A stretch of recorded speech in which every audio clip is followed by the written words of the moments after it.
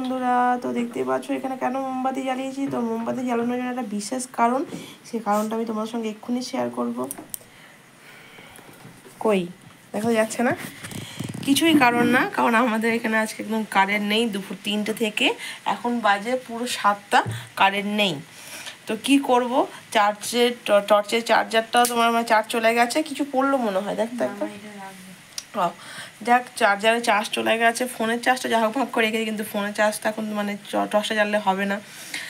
তো কি করবো, মোমবাতি দোকান থেকে কিনে এনে তো এই জ্বালানো হচ্ছে, কারণ টর্চের চার্জ একদম শেষ, মানে নেই, সেরকম নেই। দুপুর 3টে থেকে যদি মেঘ অন্ধকার করে যদি ঘরে যদি মানে জ্বালিয়ে রাখি চার্জারটা, তাহলে তো শেষ হবেই। এখন এতক্ষণের ব্যাপার, তবু আছে মিনমিন করে জ্বলবে, সেটা ভাবছি খাবারের সময় মোমবাতি টর্চটা জেলে তো খেতে হবে, যেহেতু যদি না আসে কারেন্টটা।